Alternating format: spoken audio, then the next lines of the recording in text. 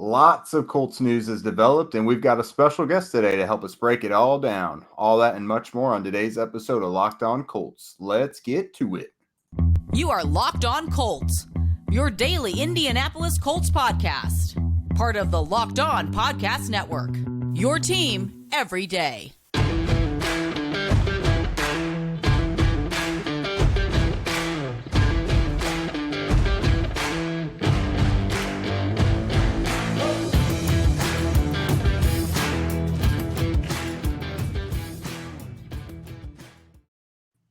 All right, Colts fans, thanks so much for tuning in and making us your number one listen of the day. This is your daily podcast covering your Indianapolis Colts, part of the Locked On Podcast Network, your team every day. I'm Jake Arthur, and I'm joined as always by my dude, Zach Hicks. You know us, of course, from horseshoehuddle.com.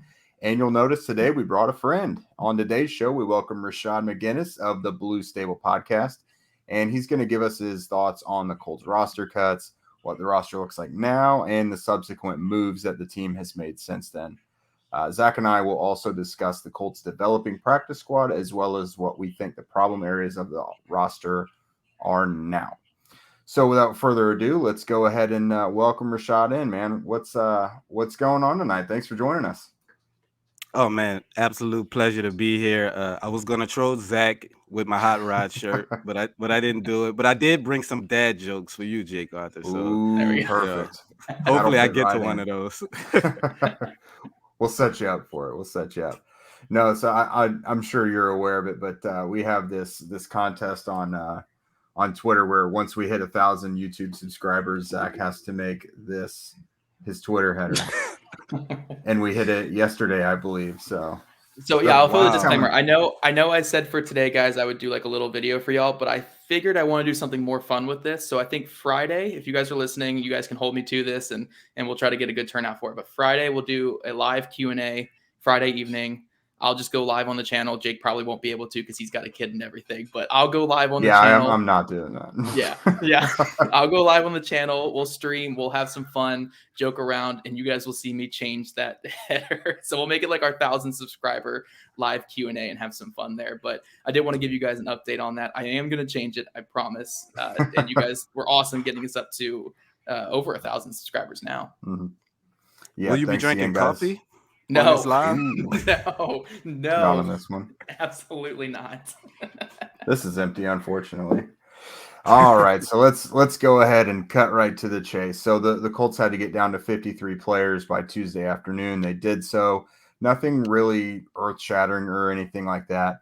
But RaShaad, was anything overly surprising to you? Like, is there anyone that you think they'll regret letting walk out the door?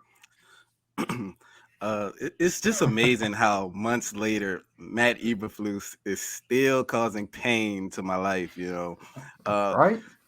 I know Matt Eberflus gets a bad rap with the Colts, but he was actually a pretty solid defensive coordinator. I'm not one of those guys that's going to beat him up. But Sterling Weatherspoon, man, was claimed by the Chicago Bears. That was a real painful experience for me. Anybody that knows me knows I fell in love with Sterling actually watching tape when I was getting ready to go to the Senior Bowl. I watched film to kind of get familiar with some of the guys that I had never heard of before, and he was one of them at that time.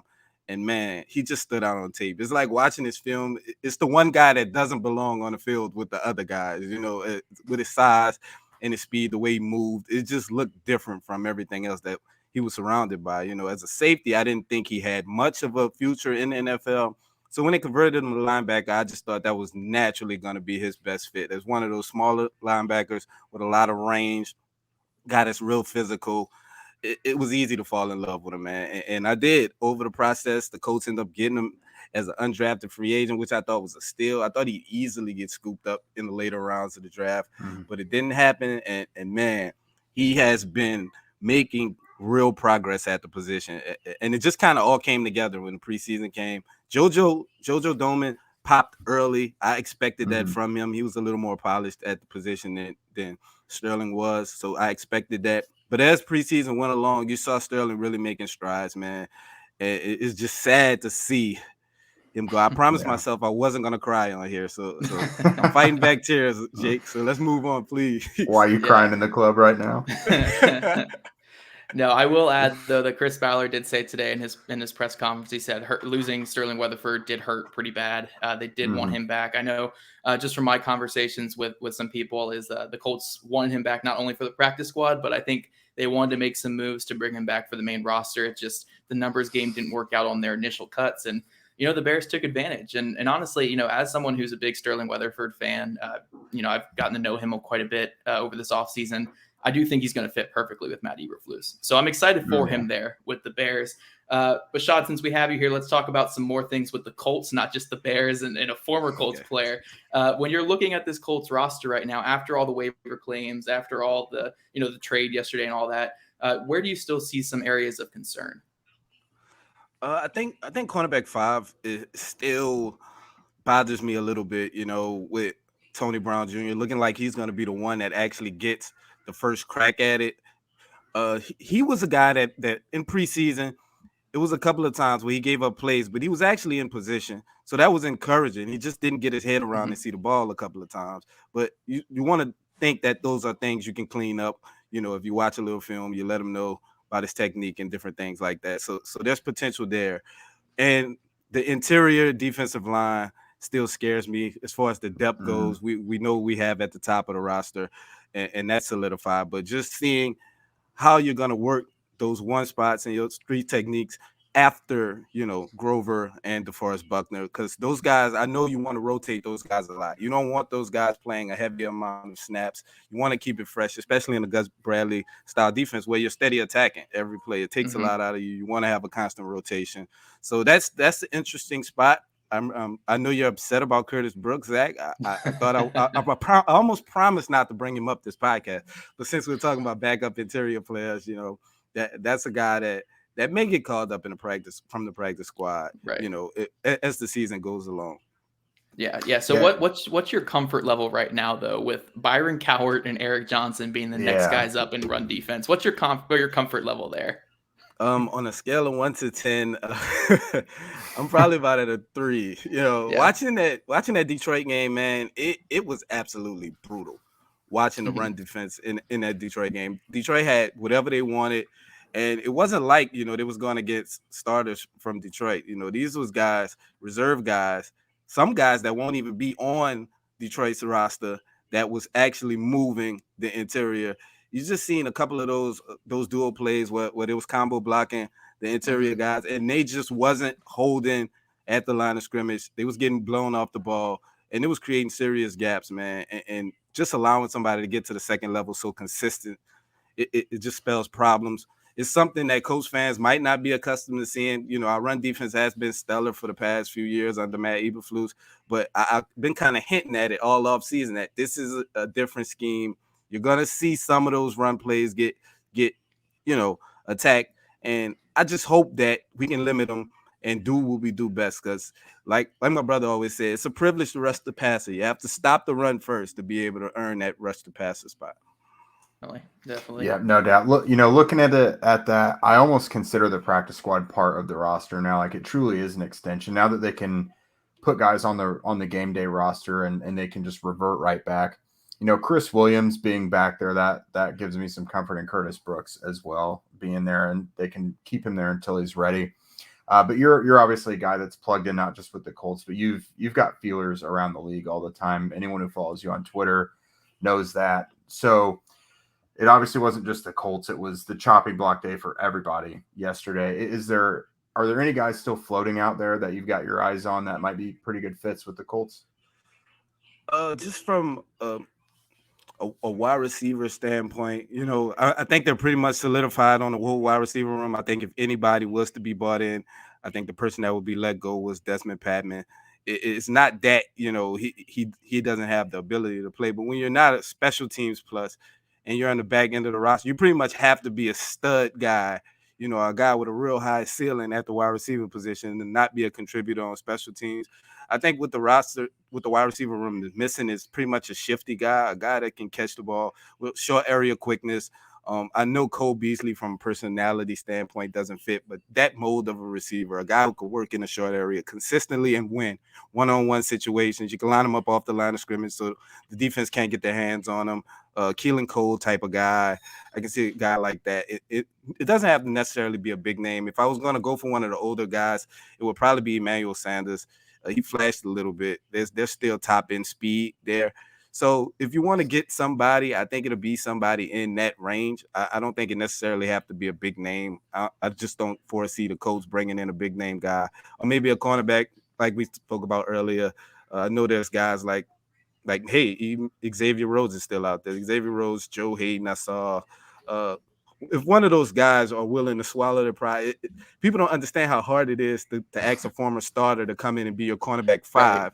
And you know, for this amount of money, though, a lot of those guys have pride, you know, and are willing to sit out till later in the season where a team has a significant injury and then try to go latch on there for some significant playing time. It's not a lot of veterans that you're going to see walk into a locker room and be cornerback 5 and just say, yeah, I'm going to help develop young guys. I'm going to talk these young guys up and put these young guys in position when they still think that they have something in the tank. Yeah. Definitely, man. Definitely. Well, hey, Shad, we appreciate you jumping on tonight, talking a little bit, sir. You know, open up the feelers, talking about Sterling Weatherford. I know that probably hurt a little bit, but no, we do appreciate you jumping on. And make sure you guys are following him on Twitter at Shad McGinnis. It's right there. If you guys are on YouTube, you can see it right in front of you. And yeah, you have a good one, man. Thanks for joining us. Thank y'all for having me, man. Y'all have a good one. You too, bud. You too. All right. Cool. All right. There we go, guys. So that was Shad McGinnis. Make sure, again, you guys are following him on Twitter at Shad McGinnis. You guys, I'm sure you guys have seen him with all of his breaking news tweets and everything like that. He does a great job. Before we jump to our next segment, where we're talking about the moves that the Colts did make today, we have to talk about Elias. It's almost the start of the NFL season, just a week or so away. I love this time of year. If you're into sports betting or fantasy, you need a competitive edge to win. That's why we highly recommend Elias Game Plan app. Look at me, Jake. I'm getting better. I'm getting it down right there. You're nailing it. I am. It's the ultimate sports betting and fantasy companion for the NFL, NBA, and MLB. Elias Game Plan is the only sports app from the most trusted name in sports stats, Elias Sports Bureau, the official statisticians of U.S. pro sports leagues, including the NFL. Their app lets you access team and player stats, head-to-head team comparisons, and Elias insights from Elias Sports Bureau's research team. This app really is your one-stop source for player news and league-validated player stats and team records, expert game analysis for betting, building your fantasy team, and impressing friends. You get player previews to help you draft a winning fantasy team and team previews, so you know what to expect as the regular season kicks off. And with new features like player injury analysis available, all the time. Look at me. I can't even put a whole sentence together. And with new features like player injury analysis available all the time, you could take your game to the next level.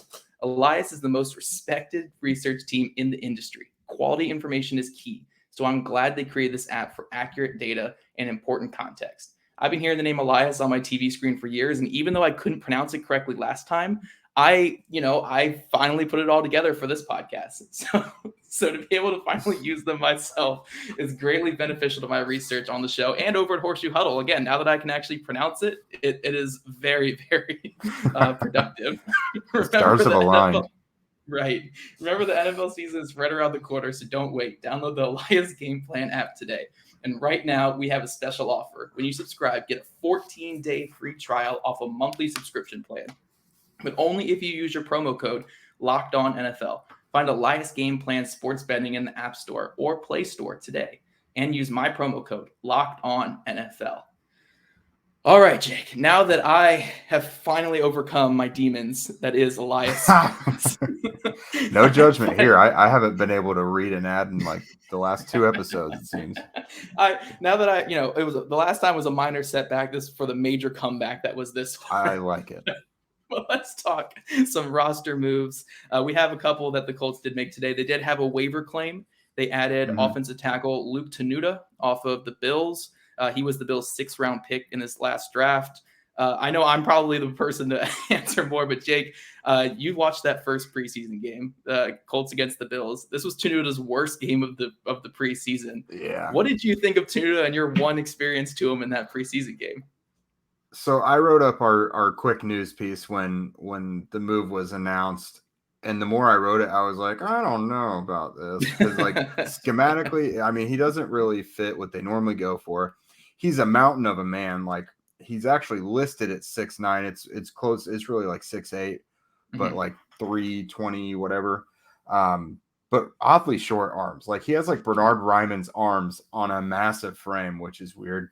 He's not overly athletic, and he's had some struggles in pass protection during the preseason. So the Colts obviously see something in him to like literally buck all those trends that go against what they normally would do.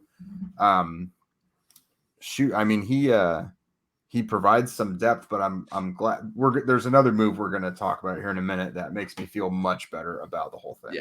Yeah. Now I'll just run through some quick notes I had on Luke Tenuta, because I actually did do the scouting report on him for the Indy Draft Guide that we released with our site this year. So I guess I'm kind of like the Elias Sports of our show and stuff like that. Go. But just a little rundown on Luke Tenuta. I think he was like a 3-year starter at Virginia Tech. Like Jake said, massive frame, really short arms, kind of similar to Will Holden that the Colts had a couple years ago. Like similar, like almost exactly same frame.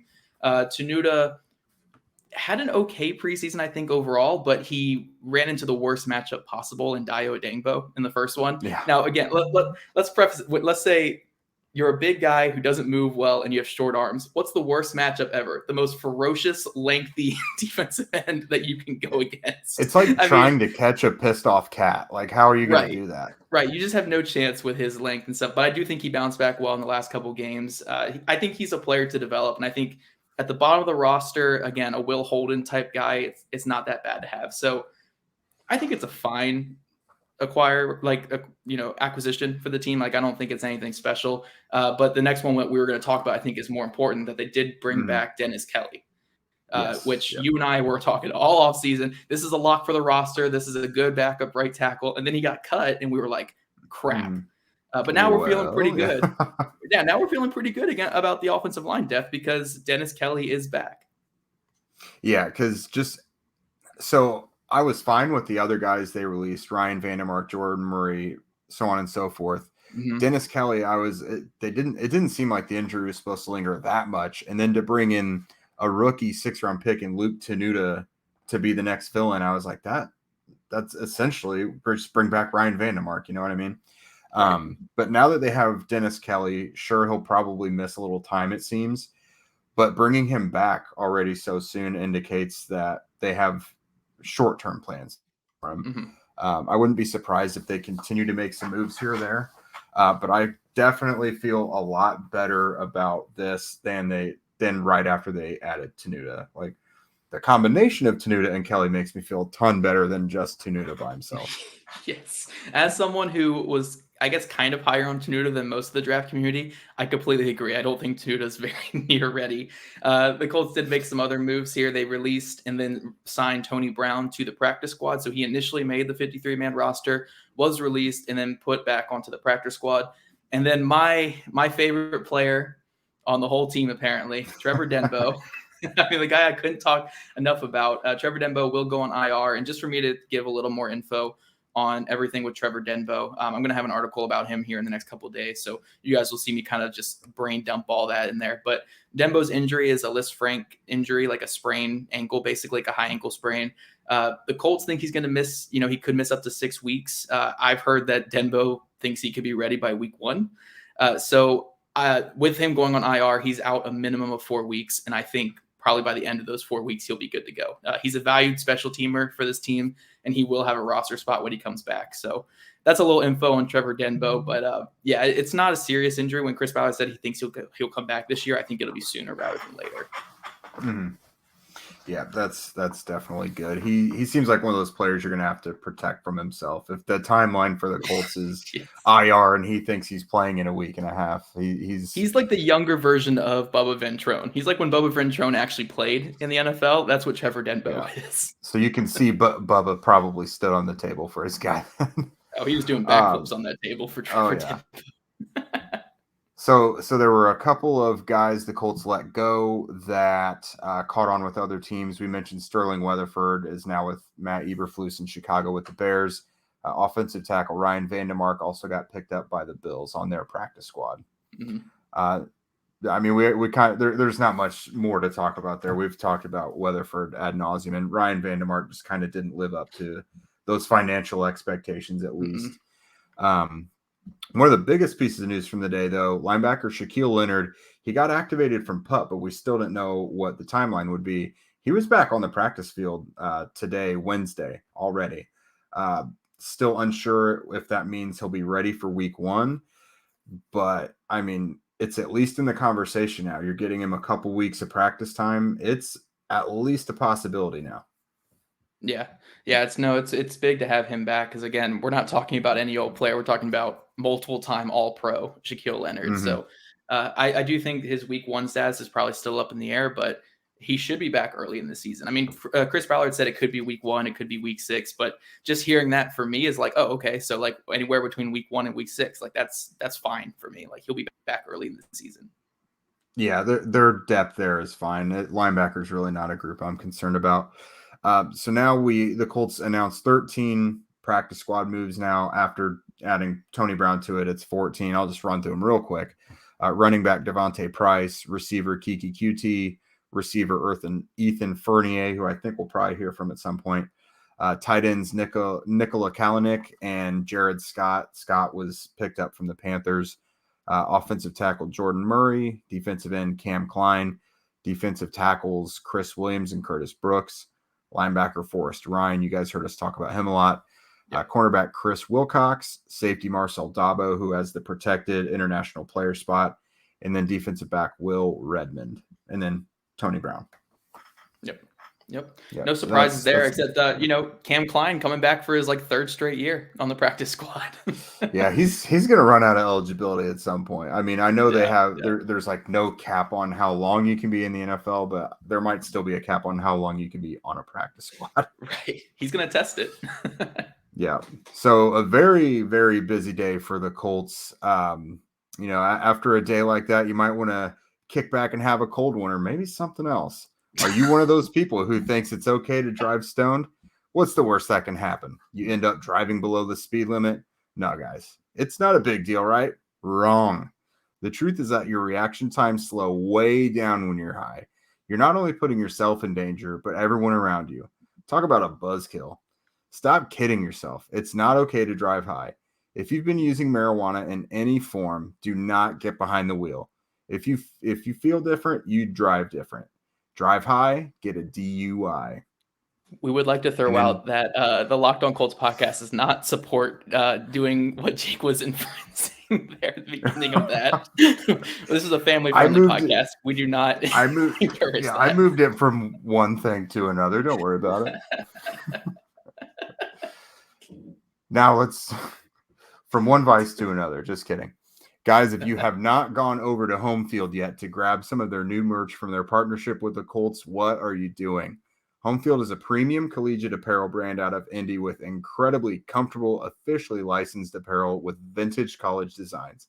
However, being a local brand, the Colts reached out to Home Field for an exclusive partnership to launch this collection of Home Field Colts apparel. This is Home Field's first NFL collection, and they are killing it so far, guys. Home Field and the Colts work together exclusively to make this co-branded collection, bringing Indianapolis together. The collection has 6 items. They've got a hoodie, a crew neck, a pair of t-shirts, a pair of joggers, and a jacket. It is the perfect collection to kick off the season. If you need something to wear this season, look no further than the collection since it's now live as of last Saturday. Take it from us, both Zach and I. Home Field hooked us both up with some of their apparel, and I can't tell you how comfortable it is. Plus, the designs are pretty cool, and I have no problem wearing this shirt whenever and wherever. The Colts new customers for this Colts collaboration can get 15% off of their first purchase from Home Field with code Locked On Colts at checkout at homefieldapparel.com. All right, Zach. So lots of moving and shaking with this Colts roster. I think we both feel a little better after the afternoon moves, but there's still some areas of need, I would say. Let's just start from the top. What's the biggest area of concern for you right now? It's still that defensive tackle depth. I mean, we were talking about RaShaad at the beginning of the show here, but when it comes to Byron Cowart and Eric Johnson being the main rotational, one techs or just run defending defensive tackles, my confidence is not very high right now. I like Eric Johnson long-term. I think he's explosive. I think he's a player that can be an impact player down the line, but I just don't think he's fully ready yet. And then Byron Coward, I saw some good moments in the preseason, but it wasn't enough for me to be like, oh yeah, this is a guy that I want to see take 10, 15, 20 snaps a game. And that's what we could be looking at. I mean, Taylor Stallworth played, I think, upwards of, I want to say like 400 snaps last year or 450 snaps last year. There's not a guy behind Grover Stewart and DeForest Buckner right now that I'd feel comfortable having 400 something snaps, maybe not even 200 snaps right now. Because again, the preseason was not great when it came to run defense. So I do still think that's a place where they could make a move. Again, I know I've been kind of pounding the table a little bit here, but I would like to see them maybe bring in a guy like Malcolm Brown, who is a free agent, who has taken a couple free agent visits, has been successful in the past with teams like the Patriots and the Saints. I would like to see a move maybe like that just to shore up that depth. And maybe, you could just swap out Byron Coward for Malcolm Brown. I would feel a lot better about the run the run defense at the defensive tackles position. Yeah. And I mean, sure, Tyquan Lewis and Dayo Odengbo can give you some snaps inside too, but that's not their home position. Behind Buckner and Stewart, you've got a guy in Cowart who, if I'm not mistaken, missed all last year, right? Yes. Yep. He's only really got one full season of extensive play. And then your other backup is Eric Johnson, who is a raw day 3 rookie. Right. So, I mean, I feel a lot better that Chris Williams is on the practice squad now. To me, that feels like, let's get that ankle healthy. And then once you're ready, you're back on the roster type of thing. Because again, he entered camp as the third guy. But I think they still need someone who's been there and done that. Because even Chris Williams himself was a bit unproven as the third guy. So I'm right there with you. I also think the cornerback depth, again, I feel better with Tony Brown being on the practice squad now. But with how banged up we know the Colts cornerbacks get, like they're just a play or two away from Dallas Flowers playing serious snaps. Yes. And that's a guy who is a lot of how he made the roster with special teams. Like he's got a future at corner, I think, but special teams was probably what sent him over the top making the roster. So Stephon Gilmore has a recent history of injuries. Brandon Faison, I think, has been pretty clean. Kenny Moore has been banged up before. Isaiah Rodgers literally just returned from a concussion today. So, I mean, Tony Brown being on there, great. Even he, Tony Brown by himself wasn't going to save the whole thing, but that's another area I think they still need to pay attention to. Yeah. No, I think you made some great points with how those guys, we haven't seen full seasons by, I think Kenny Moore missed some time last year. Stephon Gilmore missed a good bit of time in the last 2 years. And then, like you said, Isaiah Rodgers is still technically out with concussion right now, or a brain injury, however they list that now. But I do think a fifth corner is needed. And it doesn't have to be, like I know Shad was bringing up like Joe Hayden and Xavier Rhodes stuff. It doesn't even need to be a guy like that. It can just be, like a TJ Carey level guy, where it's a guy where you feel comfortable with them playing maybe 100, 150 total snaps on the season, because you don't need a ton out of that spot. You just need enough to where like right now, Dallas Flowers playing like 150 snaps this year. Do you feel comfortable with that? Probably. I mean, he could impress. He could shock. I think he did some really good things here in the preseason, but you probably want someone who's more of a well-known name or a known commodity there. Because again, this is a Colts team that, is not going like necessarily all in, but they are pushing for, a playoff run this year. You don't want it to come down to a couple injuries and you're throwing an undrafted rookie out there at corner. Yeah, no doubt. I think another area that it's not talked about a lot, and it's probably not critical in this offense, it might be because how shallow you are as pass catchers overall, but tight end depth, the more I look at it, the more I'm just like not totally sold. Mo Alley Cox is stepping into a role he's never been in before. I'm really not worried about him. But Kylan Granson definitely stepping into a role he's not been asked to do yet.